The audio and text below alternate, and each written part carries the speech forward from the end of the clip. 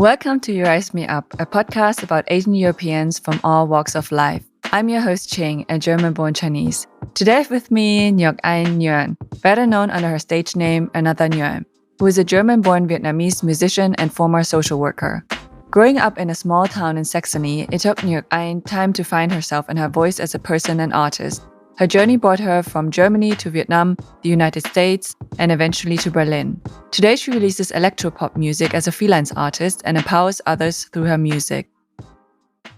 Ngoc Anh, it's a pleasure for me to have you here. So, as you know, I came across your profile on Instagram and felt very inspired by the fact that you used to be a social worker and then became a musician, which is very unusual, but also super interesting. So, thank you for taking part in the podcast. Of course, thank you for inviting me. I was really surprised when I got your request, and I'm really excited that you're building up this podcast right now. I'm an avid podcast listener, and it's a pleasure to be able to talk to you and to share my story with you. Thank you, Ngoc Anh. Ngoc Anh, you mentioned that you grew up in a small town in Saxony. What was it actually like for you growing up there? Well, it was quite isolating, I would say, because my family was the only Vietnamese family and also just foreign looking family for the longest time there. And I remember growing up and I had something like a German adoptive grandmother. She didn't adopt me, but my parents, they were selling at a market every Friday and they met this old German lady who got to know our family since I was born. And I somewhat grew up with her like a German Oma.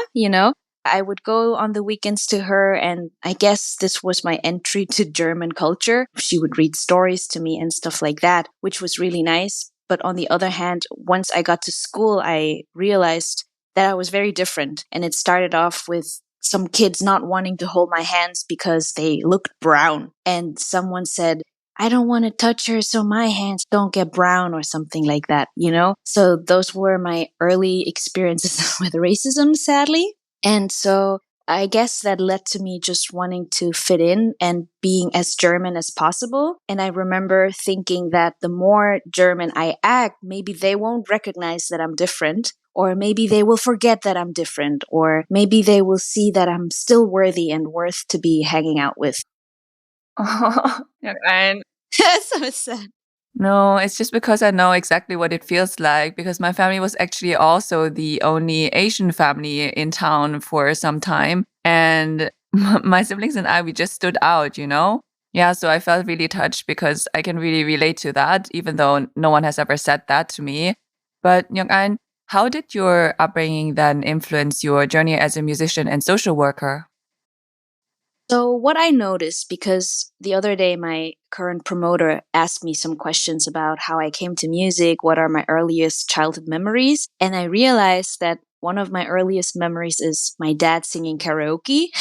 He loved singing karaoke and he still does. And so I grew up in a household where singing was normal. And maybe that helped me to be comfortable singing as well, because I would see my dad put on music all the time and sing. And I was very lucky that when I discovered instruments and I was very curious about learning how to play the keyboard, taking vocal lessons and learning the piano, and I was 10 at that time, that my parents were quite supportive of that.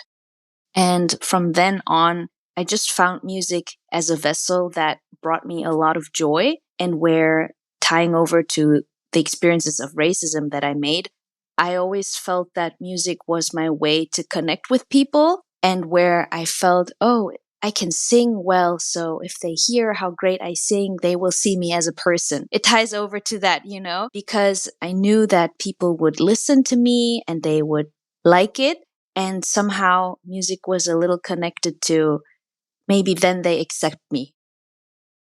And then how did your upbringing influence your journey as a social worker? That's going to be a little personal, but growing up, I had a lot of conflict with my parents because we didn't share the same language. As I grew up in this small town, I only spoke German, and I wanted to be as German as possible, as I told you, so I refused to speak Vietnamese, while my parents still spoke Vietnamese to me. So it was a little bit of a one-way street, or I would understand somewhat what they were saying, but not really. There was a lot of misunderstanding, and I would talk back in German.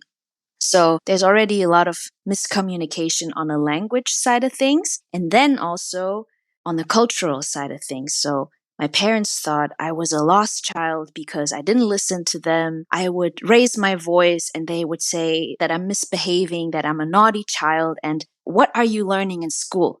And I would say, well, in school, we learn to speak up for ourselves. And so I grew up having a lot of arguments with my parents. I was also the oldest child, so everything they experienced for the first time with me. And little things like that I would have a male friend, because you have male and female friends at school, was a big deal, where they would just yell at me for no reasons, in my opinion. And also, I did experience violence. They would hit me, or they would just degrade me and talk down, say that I'm stupid. And that was really hard, and I used to feel like at home there was a lot of darkness and shame. I felt like I don't want to be part of this family. And outside, though, I had a lot of friends. I was a happy person, very charming, but no one would know what's going on at home. And I also wouldn't share because I didn't want people to think bad about my family. So there was a time as a teenager where I thought, oh, I just wished there was someone who could talk to my parents, who could explain to them that I'm just growing up in a different way here. And I thought, if only there was someone who could speak both German and Vietnamese, who could mediate between us and who could tell them, you shouldn't hit your kids. And back then, I didn't know that social workers existed, but I know that growing up, I had wished there was someone who could help, like a neighbor. And only later on, as I finished high school and I started studying somewhere else and I dropped out of that and I was very lost, I started slowly looking into other fields of studies. And I had friends who studied social work at the time. And then I realized, oh, this sounds interesting, social work. It's got something to do with helping people, which I really like. But at the time, I just didn't want to start studying yet because I had just dropped out of a major and I felt like a big failure. And I just didn't want to get into a new program before I was really sure and I had some practical experience. But then that's how it led me to go to Vietnam, where I did a voluntary service for a year. I learned the language, I learned about my culture, my history, and so on, and eventually studied social work. And then that's when only later I started realizing, oh, there's something like a caseworker, someone who does go to families, who advises them and who talks about how to treat children with respect and raise them with worth. Oh, Ngoc Anh. Ngoc Anh, I was wondering, I mean, you experienced so much violence and difficulties in your childhood and upbringing and had a difficult relationship with your parents. And then you went into other families who were going through the same. It must have been a very emotional experience and it must have reminded you of your own childhood as well. And I was wondering how you actually drew that line between the personal and the professional, given like how intensely emotional this kind of work is. Yeah, so when I first started the job as a caseworker in Vietnamese families, I was very touched when I first got to meet my team. It was called the Vietnam team. It was a group of people who were mixed, as in first generation Vietnamese, so people who came to Germany, and then others like me who were born here and grew up in Germany as second generation Vietnamese German. And I was very touched because sometimes when I would go to the families with my adult coworkers, they would be very understanding and they would talk about how important it is to value your kids and to not beat them. And I would feel emotional thinking, oh my God, you're like an auntie or uncle or a mom that I would have needed myself. And in the team, every Monday, we would talk about what we came across in the different families, what are themes that we don't know yet how to deal with them. So we brainstorm as a team how to solve certain things. And I remember thinking, wow, this is so amazing. I can be part of this, of helping another generation growing up maybe with a little bit more peace and support. And on the other hand, I thought, I never had that when I grew up. And so it made me really emotional. But to be also very practical, I knew that social workers with more language skills are very needed, and I really needed money so I could finance my music studies. So it was just really clear that I want to stay in this job. And it felt nice knowing that in a job that I'm doing just to make money, quote unquote, I'm also doing something with a really great purpose that's helping my community. At the time, I was already studying music, which was my second studies. And it was a private school where I had to pay for a tuition fee and also pay for my living expenses. So I knew that actually I'm doing this job to finance my music studies. So I should be focused on my studies. And that did help me to set a boundary once the job was done so that I would go home after a visit at a Vietnamese family and just clear out my mind and go back to music. And how do you relate to the Vietnamese culture now? Because you mentioned before that you really rejected the Vietnamese part of you growing up.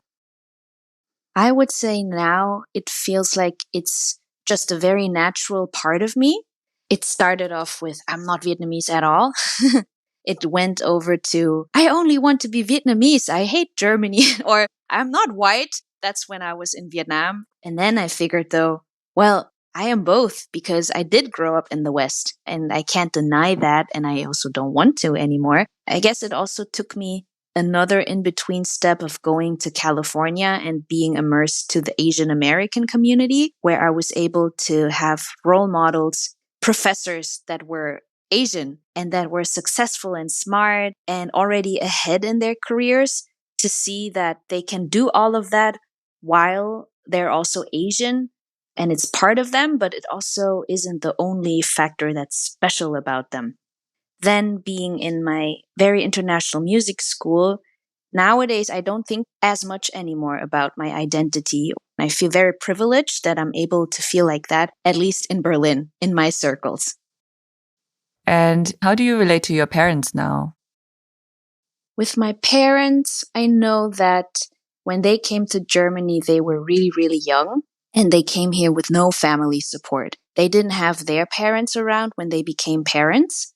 And so I empathize that they were just really young and just trying to figure out life. They had to bring in the money and they just didn't have time to care for us. I used to have a lot of anger towards my parents when I was younger. I don't feel it anymore. However, sometimes, especially now, as I'm building up my freelance life, trying to make it work in music, sometimes I do wish that I had more guidance or that my parents could ask me more about how's everything going, but they just don't understand this world. And sometimes it feels that it's a little bit isolating, but also I'm not mad at them, if that makes sense. Yeah, that makes a lot of sense. I think I can very much relate to some of your experiences because I think there are quite some similarities between Asian families, and that usually when you're part of like another generation that is growing up in another country, you didn't experience like the hardship that they went through. And even though what they sometimes do might seem very harsh, you eventually realize that that is because they had it harder than we did. And I'm not sure about your parents, but my parents, for example, they got married very young and got children very young because that was the standard back then. And I sometimes ask myself, how much can you realistically know about yourself and the world when you're like 23, right? What do you know about like raising children or like being like a good parent? And then again, on top of that, most of our parents, they were so busy working. I think they barely had time to take care of themselves and like their emotional well-being. And I think that the anger you describe, sometimes when I reflect on my own childhood and upbringing, there are some things that pop up that do make me like angry or very sad. But I have also spent a lot of time like thinking about it, like you went through a journey, eventually realized that they did the best they could at the time. And so now like all that anger, it's basically just gratitude. Yeah. I guess also something I'd just like to add in terms of how I've always wished that I had a little more guidance. On the other hand, though, it's what made me so proactive and go for things and just figure things out by myself. You know, I'd meet other people around my age or younger that were lucky to have very supportive parents, but then I see them struggling, finding their own path. And I know that I'm a go getter and I will find solution to any problem. Same, honestly, same.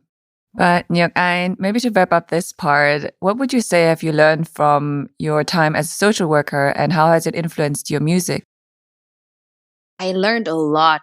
I learned so much about understanding society and all the different, very intricate problems, struggles, forms of discrimination, and whatsoever. It really helps me to see people and to not judge them. And also, a lot that I learned throughout my social work studies and in my time in the US as well was leadership skills. I was always fascinated by movements and how can you inspire people to work towards something together. And I really get to use that a lot now in my music too. I'm writing my songs, but I work with producers so that they produce the music. I have to work with a videographer and I have to build my own teams to do my music videos. So in that sense, I become a leader, and my social work background really helps me to navigate the relationships in our teams. I feel very lucky that I've never had a major fallout or anything in the work that I've done. And I do think that it comes from the social work background, learning how to communicate my needs, but also adjusting to other people's life realities.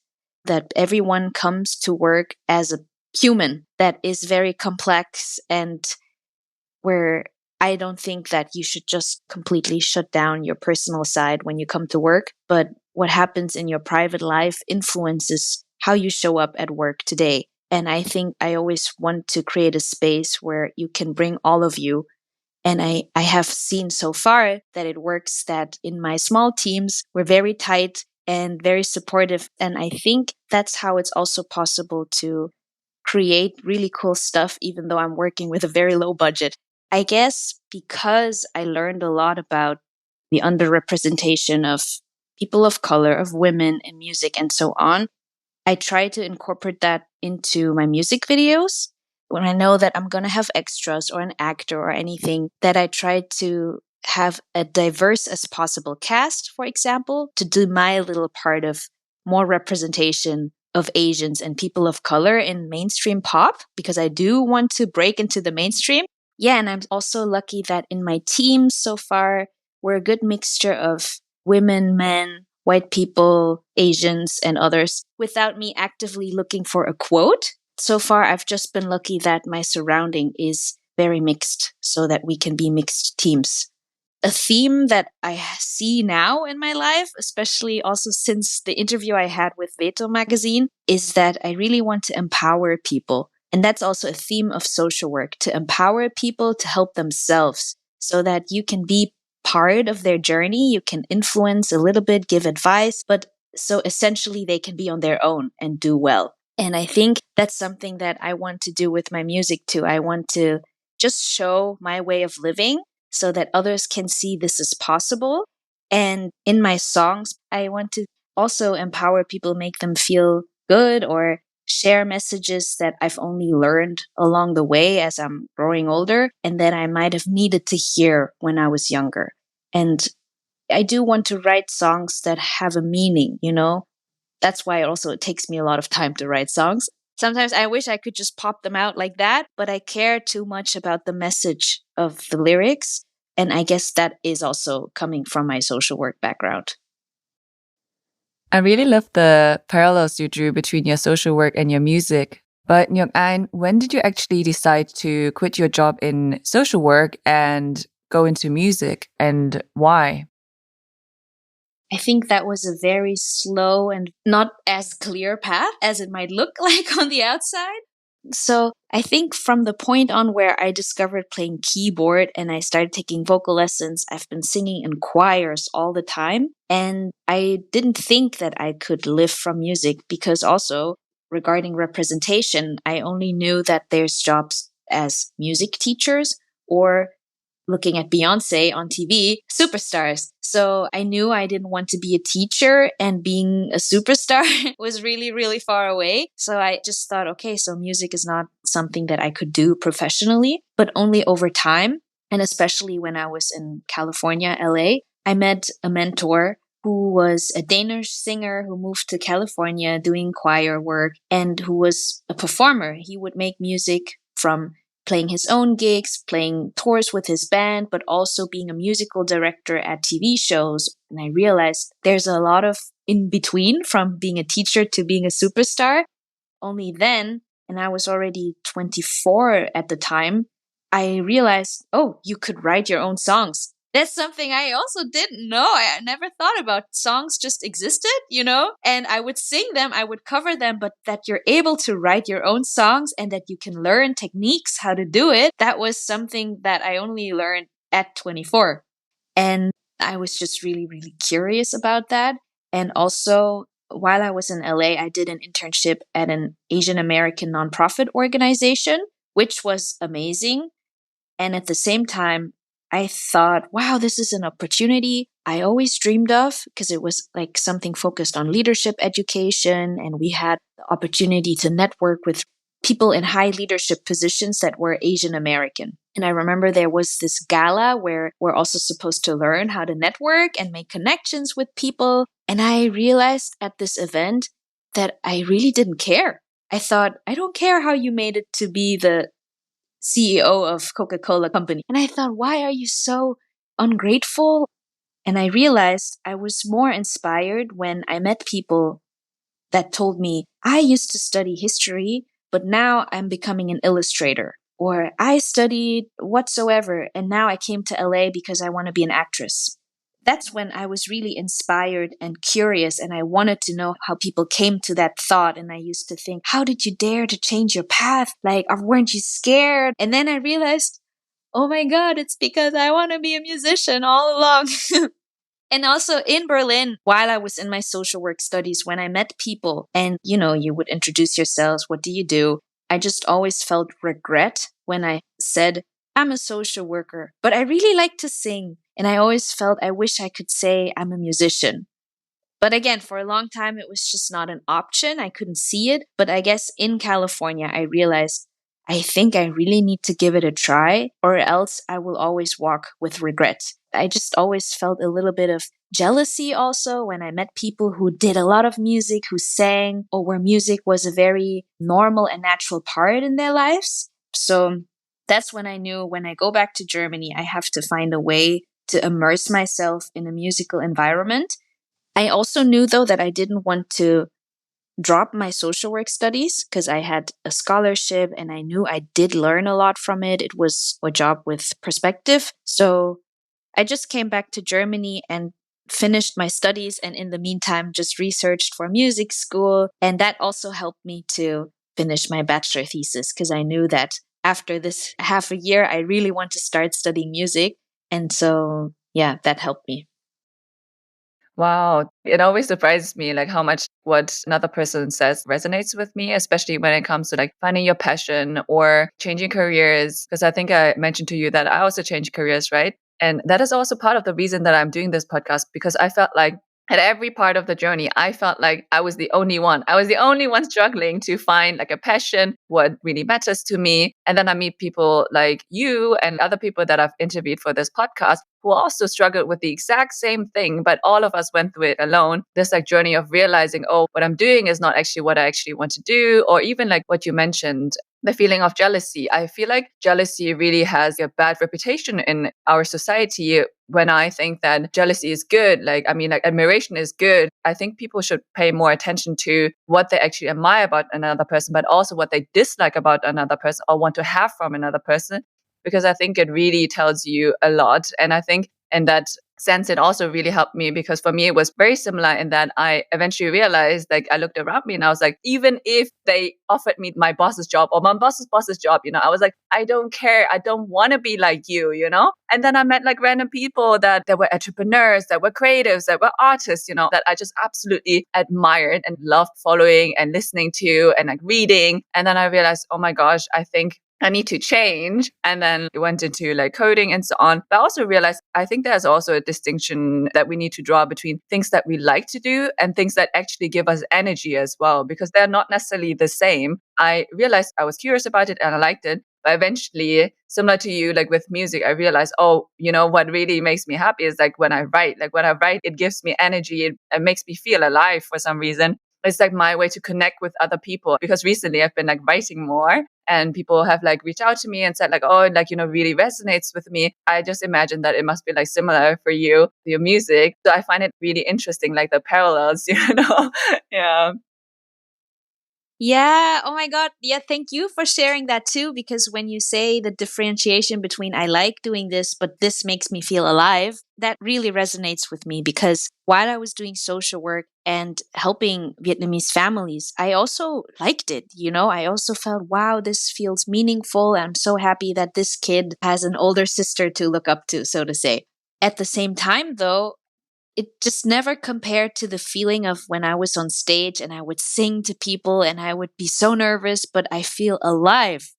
I feel like I'm bringing people together, and I love all the ups and downs of being nervous and preparing and being scared of not doing it well enough, but then being there and then hearing how people liked it and so on. And for a long time, that's also what made me doubt sometimes, because I did think, well, but I'm doing something good with social work and I'm also doing it well. I know that I'm good at doing this. And, my coworkers would always say, oh, Ngoc Anh, we're so sad that you want to do music actually, because you could become a leader in our team or do this or do that. You're doing it so well. And, they meant well. And I thought, yeah, maybe I should also consider doing this because the music is unclear. And also, when I went into music school, then I had a lot of doubts at first because I thought I'm so old. I was 25, but I thought I'm so old now. And it felt like now that I was in an all music environment, I felt like, oh my God, I'm so behind. Because things like producing, I never had thought about. And also, I just want to clarify, I don't produce my own music. I produce demos, but I hire producers to produce them for me. But I discovered producing at school. And at first, I was really overwhelmed because it was also very technical. It's like this classic thing of maybe women being taught that you're not good at technical things and then being overwhelmed or something like that, But I was very lucky that the head of music production was actually a woman, and she was really fierce and badass. And that was really inspiring. And I just really wanted to learn from her and do well because of her. Anyways, so the first 2 years in music school, I was actually really scared because I realized, oh my God, some of them are so much more confident than I am on stage. What am I doing? I didn't know what sound I wanted to go for. I had just started writing songs, but it still takes a while to know what your voice is, how you want to sound lyrically and how you want to sound sonically. And only over time, little by little, I felt like I was starting to get a hold on things. And since then, I just gained more confidence in wanting to do the music path. But really, it was a step by step progress. It was never, now I knew that I'm going to do music. I knew that I wanted to try it, but there was always a little bit, but I don't know if it's going to work out. Maybe I'll fail utterly. Maybe when I do it, I will realize I don't want to do it.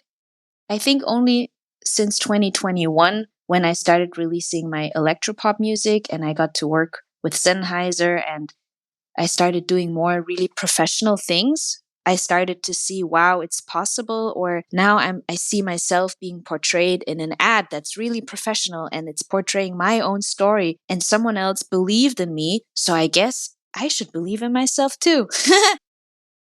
Ngoc Anh, speaking about your music, your stage name is Another Nguyen, which I find very entertaining. I think I understand the meaning behind it, but I want to hear it from you. How did you come up with it, and what does it mean to you?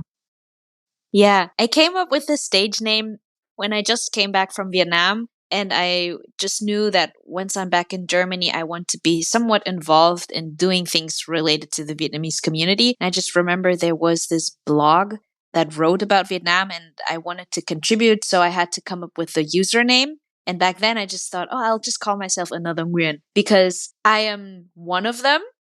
Because Nguyen is a very, very common Vietnamese last name. I think 40% of the whole population have this last name. So I'm one of them, but I'm also a little different, So that's what I thought. And I guess when I started writing my own songs, then when I started playing live, I just stuck to this name. I thought it was nice. And somehow growing up, my last name was always written wrong in every school certificate and every invitation. When I was invited as the artist, it was written wrong in all kinds of ways, which I always really hated. By now, I know even German names get written wrong and people grow up with having to correct everything. But back in the day, connected with the racism I experienced, it really made me feel so uncomfortable. And even back in the days, people didn't call me Ngoc Anh, they called me Anh. And I used to refuse my name because I just thought it sounds so foreign and I just don't want to have anything to do with it. And I guess the more I came to peace with being Vietnamese, the more I wanted to celebrate my name. And the more I thought, I want the world to know how Nguyen is written so that everyone just knows and it's part of cultural knowledge or something like that. And so I made it my mission to just become famous and for that name to be known in the world. I do experience that, people who know Vietnamese, they get it. And I've gotten a lot of really nice responses of people finding it entertaining, like you say, or nice. But I do also see how people who don't know Vietnamese people have never come across that name. They don't know how to spell it. It's a bit difficult sometimes when I play gigs and I'm like, hi, I'm Another Nguyen, and no one knows how to find me on Instagram. So I have to find a solution for that. But even though some people have advised me to change it because otherwise it's a bit difficult in the pop industry, I just want to stick with it. I like it. I like it too. I think it's really entertaining. And yeah, I think we could probably have a whole another conversation about names and identity because I really struggled with it too. But yeah, Ngoc Anh, you mentioned earlier that you write your own songs. Which of your songs are your favorites so far, if you had to name like two? Two. Okay. I think then I would say one of them is the latest release that I have, Irreplaceable, because I'm just proud of the writing process. So it takes me a long time to write the lyrics because I tend to get into a mindset of, oh no, I don't know how to fill this out and it's never going to work and this sucks. That's why it takes me really long, but I have to come back, do it again. But with this song, I had already come up with a version that I was very happy with. So the song talks about a long distance relationship and feeling disconnected from your partner and wanting change, where breaking up doesn't feel right, but being together also feels not great right now. And I had come up with a version that I was really happy with, and my producer and I had already recorded lyrics. And so we were already in the finalizing of the track, but I was able to show it to the singer songwriter Fink, who is a British, like he's quite known, but I was working with him at a songwriting camp and I just got to share the song with him. And after he listened, he said, I think you can do better. And I was crushed. He said that the second verse could have some improvement because the verse back then was a little bit more blaming towards the other person. And he said that the chorus message wasn't as strong yet. And hearing that at that time was really hard because I had a deadline in mind. I wanted to finish the track, but I could see his feedback. So I just knew that he's right and I should go back in there. And because I'm always having such a hard time coming up with lyrics because I'm just criticizing myself a lot, I'm really proud that instead of going the easy way, I made myself go through that birthing pain once again to rewrite the lyrics. And so I'm really proud of that song. And then the other song I am really proud of isn't released yet, but it'll come out, I think, in November or something this year. And that's called Motherland. And so that's a song where I talk about this feeling when I used to not want to be a Vietnamese, but coming to the realization of the treasure that I had growing up in two cultures. And I'm also very fortunate that I get to work in a film project still as a social worker. And in this film project, we flew to Vietnam in November last year and we shot a music video there. So I think that song is going to be very special, I hope, for people who live in the diaspora. I'm sure it will be. But Ngoc Anh, you told me in a previous conversation that you only really quit your job last year to become a full-time freelance musician and that you're just getting used to that. What is it actually like for you right now? Right now, I am full-time working on my project and I actually still can't quite believe that I'm doing that and that actually every day there's something to do for Another Nguyen. And last year, I was working in a mother-child care home doing night shifts. And it was actually really nice how I was able to work only 2 nights a week and I was able to cover my living expenses from that. However, it was taking a lot of energy from me.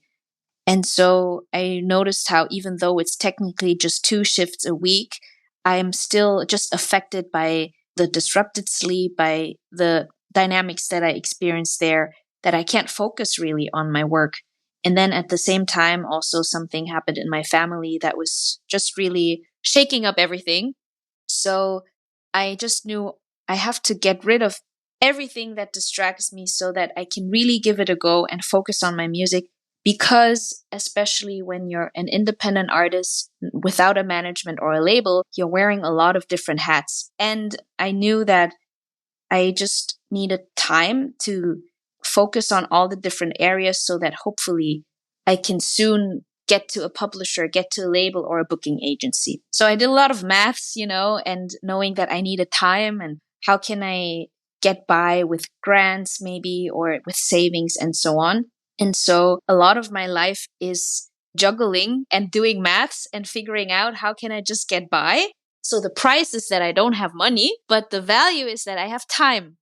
What makes it difficult is that I really, really have to be aware of my spendings because not only do I need to make my living expenses, but I need to always think of project costs. I'm hiring producers. I need mixing engineers and mastering. I need a camera guy. I need someone who edits, who does grading. I need to invest into promo and all kinds of stuff. So there's a lot of expenses to make music and to release it. And luckily for my music expenses, I have gotten grants last year and I just got another one confirmed this year in April, which is really nice.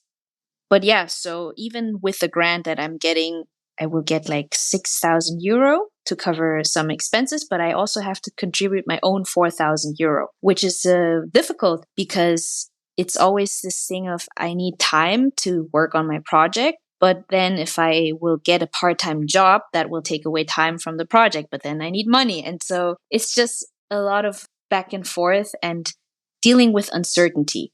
For now, for example, I know that I'm covered until November, and then let's see what's going to happen. And what's next for you in terms of your music career? So right now I'm working on my EP, and for me, releasing this EP is somewhat, making a statement on the new sound that I've embarked since 2021.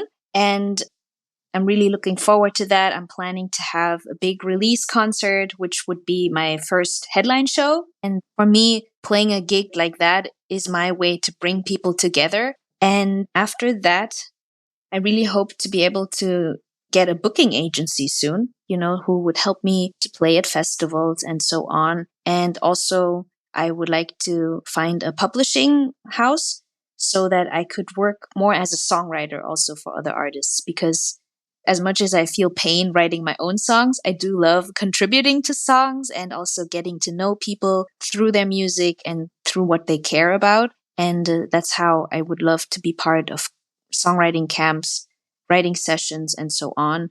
And yeah, I mean, if I think about the long-term future, I'd love to go on tour, of course. Yeah, there are different things for midterm, long-term future. I just don't know how much detail you would like to hear. Whatever you'd like to share, really. But Ngoc Anh, maybe to wrap up this conversation, what advice would you give to other social workers and musicians who also want to empower others? I would actually say that you need to focus on yourself first. Allow yourself to explore what makes you happy and what fulfills you. And by doing that, you will inspire others. I think that's the same also in social work because you can only give to other people and show up for them as long as you're also full. If you lose yourself because you want to help others, then no one wins, I think that is a very important lesson. It is also something that I had to learn first. So yeah, I think that's very beautifully put, Ngoc Anh. Another question I really like to ask at the end is, what advice would you give to your younger self? I think that I would just say it's okay to fail and to not know what you're doing. I was always told, are you stupid? Or why didn't you do this? For that reason, I actually always want to play things safe and really know all of my options and not to make a mistake. But sometimes you just need to try it out and then see where it goes. I think you're only able to do that when you're not afraid to fail and when you're encouraged to explore, and that no matter what comes out, it's okay. And from there, we'll see further. So I guess I would say it's okay if things don't work out. Yeah, that definitely resonates with me too. Thank you, Ngoc Anh. Thank you for sharing and for taking part in the podcast. Thank you for the conversation. Thank you, Ngoc Anh. I will link your socials in the description. And if you're a listener and you enjoyed this episode, please leave a review on whatever platform you're on, because that would be very helpful. And of course, also check out Ngoc Anh's socials and drop a like or comment. And yeah, for this episode, instead of playing the outro music, we will play a teaser of Ngoc Anh's new song, Different, which will come out on the 22nd of September. Enjoy! Although it might feel